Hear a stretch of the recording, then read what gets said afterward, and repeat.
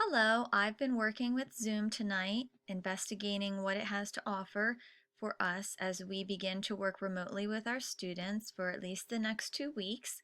Wanted to make sure that it has some nice things to offer to us so that we can continue to support our students as best we can in this different situation that we are faced with. So as you can see here, I'm at the home page for Zoom. For I think all of us, none of us have actually used it before, though we may have heard of it. So if you haven't used it before, as was the case for me, you would have to go to sign up. It's free. I've already signed up, so I'm not going to do that, but this is where you would go. It is not very intense at all. It's basically your first and last name, your email address. I used, of course, my Neumann email address, and not much more, and then it asks you to set up a password. I'm going to go ahead and sign in because, as I said, I have a sign-in already.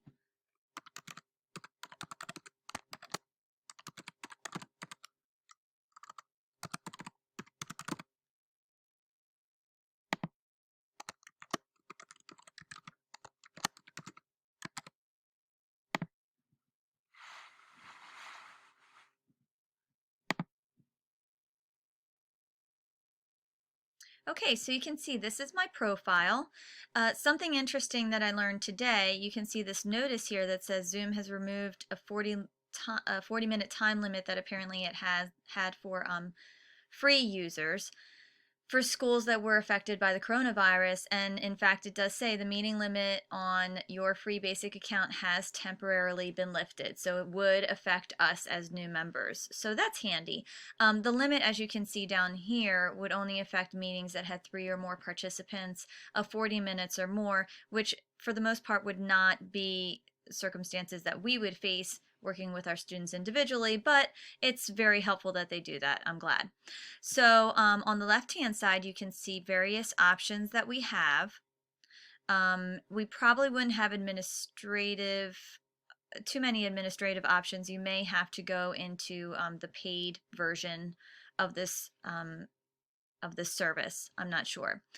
But at this point, you can see that everyone gets a personal meeting ID, and when you invite people to a meeting that you are hosting, they will see that ID. It'll be part of the sort of invitation code.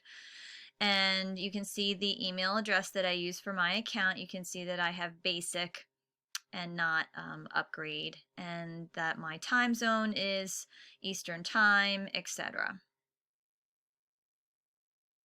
So at this point, one thing that I can show you actually is when you do sign up,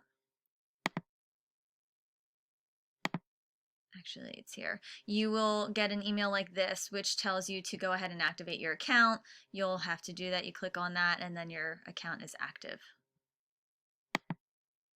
Oops, sorry.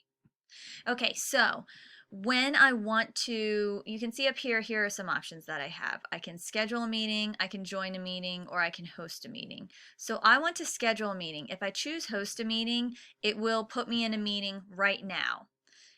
It doesn't mean that you'll have people in that meeting right away because you kind of need to let them know that the meeting is about to occur. But I kind of like to, the camera will come on right away. So I find it better to know what's going on and set everything up and actually schedule the meeting.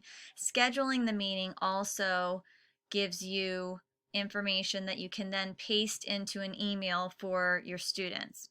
So the topic can be whatever you want. We can call it, I don't know,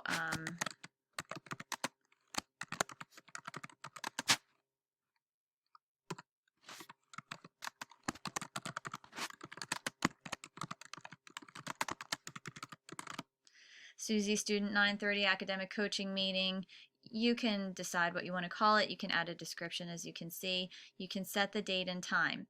Now, once you send the invitation, the participant can go to that room, is what they call the space. These are meeting rooms. It's sort of like the virtual, it's the name for where you go when you click on the address that you're given for this meeting space.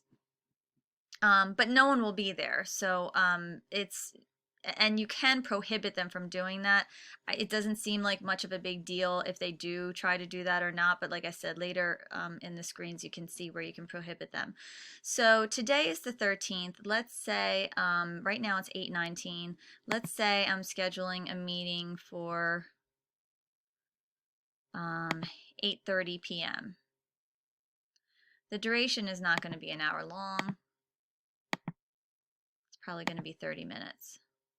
If you wanted to be sort of cautious, you could say 45 minutes. Of course, this 40-minute limit does not apply to us either way. For one reason, because of coronavirus. For the other reason, because we don't have more than 3 participants. It's a general meeting or a personal meeting. I like to put the personal ID in my very limited hour or so experience.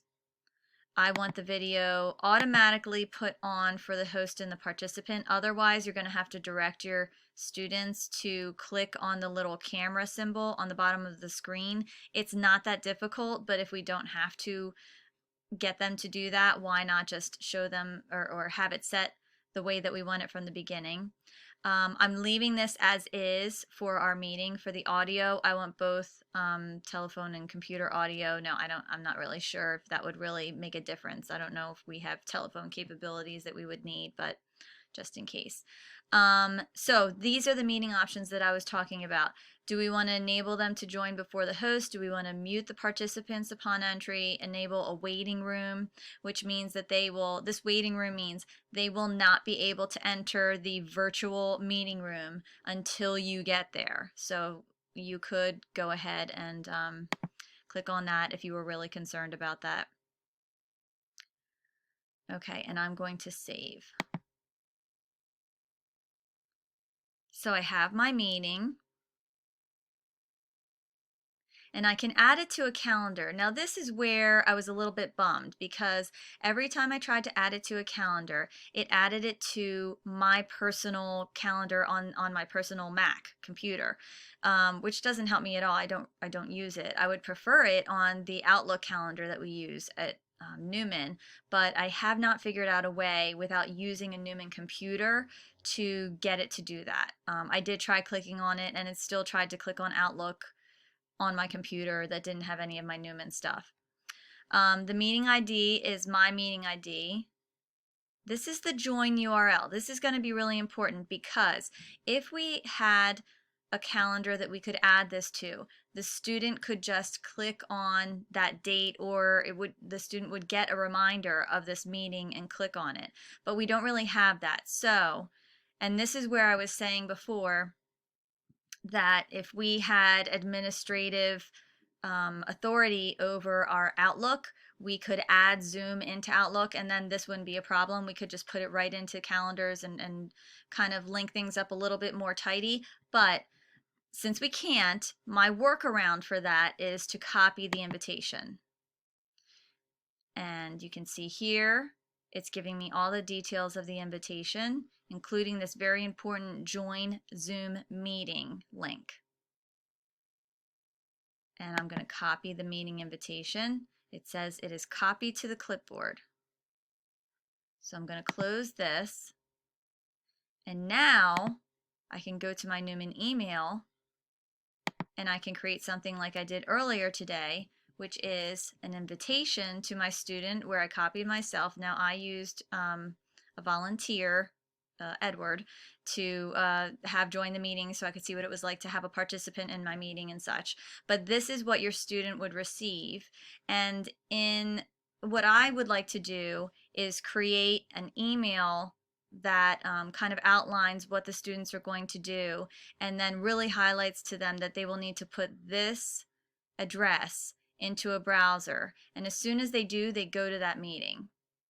So I'm actually going to create a new message. I'm going to invite myself, and I'm going to invite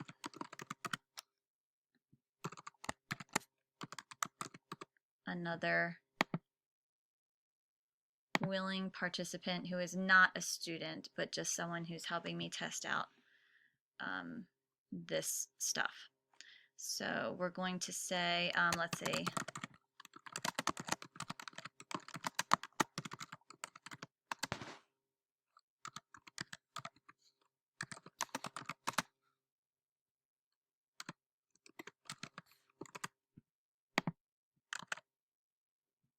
Now I'm going to just paste this in for now, but as I said, what I'd like to do is work on a better email version for our students, sort of a formula that we can just use every time, and then paste this stuff in so that it becomes sort of just routine for both us and the students. It would definitely have to be something whereby this is highlighted in some way for them. And I don't know if that means we would actually want to delete some of this information. We can kind of talk about that.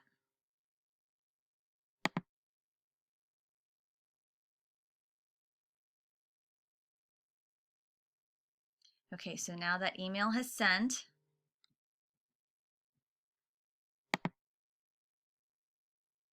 And again, ideally, we would have this within an email text, some sort of copy that we've already created that directs the students to copy this and put that address into a browser. Do you want to allow this page to open to Zoom? Yes, we do. It's connecting us to our meeting. Hello. Remember, it's Friday night. Be kind when you see me. Okay, so we are going to join. And now hopefully you can see my video. You can see here where it says, it gives me an option to stop video. This is where if I hadn't clicked on make the video already set up, it would have an X, and I would not be able to, you would not be able to see me, nor would you be able to see my participant who I'm about to click on. You can see the other options that I have. I can invite, I can manage my participants, I can share screen, which I'm going to show you in a moment. I can even record, and I checked. My participant does not have this option, which that was something that I was concerned about. I can chat as well. So you can see over here where I have a chat screen, and I can say,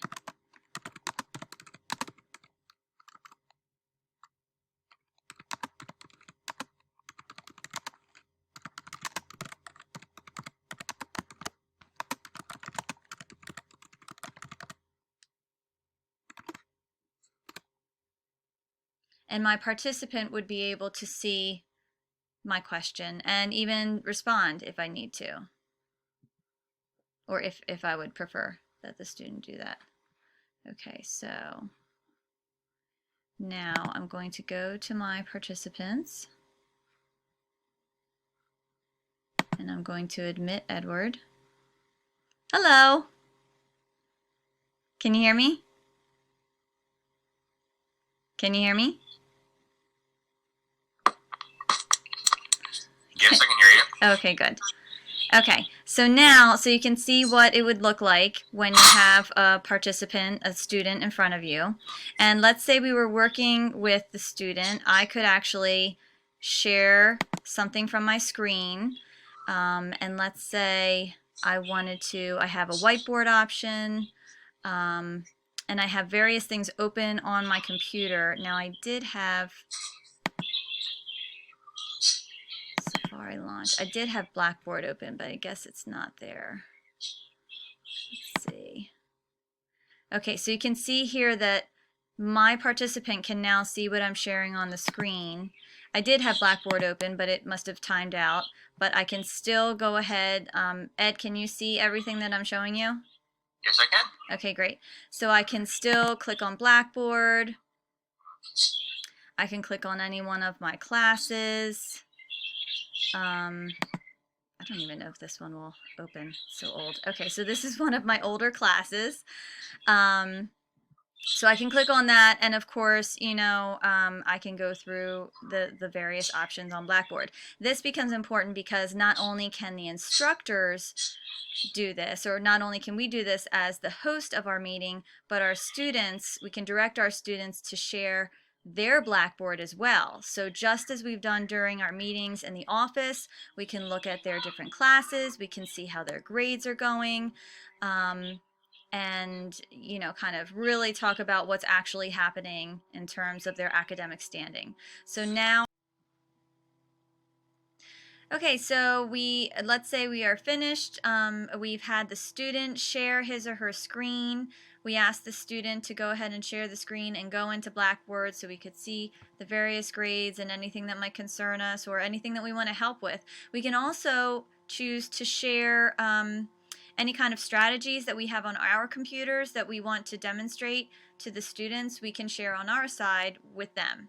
So, but let's say we're done. We've had a wonderful exchange here, but now we're ready to just end our meeting. We've had a very nice meeting, and we're signing off until next week. We can go ahead and end the meeting. So goodbye, Ed. Bye. Okay, and we're ending the meeting for all, which will only be 2 of us. And then there you have it. That's it. So that is what I've learned about Zoom in a nutshell. Like I said, I think it would be good for us to work on the actual email that we send out, and I think the follow-up that Katie suggested is definitely going to work with this in terms of the plan and the notes after our meeting. So I think it seems pretty good. There is a Skype option in our Outlook. Let me see if I yeah, so this is my Outlook. You can see over here that there's a Skype option, but it's my understanding that Skype only allows us to see the student and vice versa, and Zoom seems to allow some more dynamic features, and including being able to share the screen and sharing that Blackboard. For me, I think that would be really helpful. So that's it. I'm going to sign off. Thank you for watching. Bye.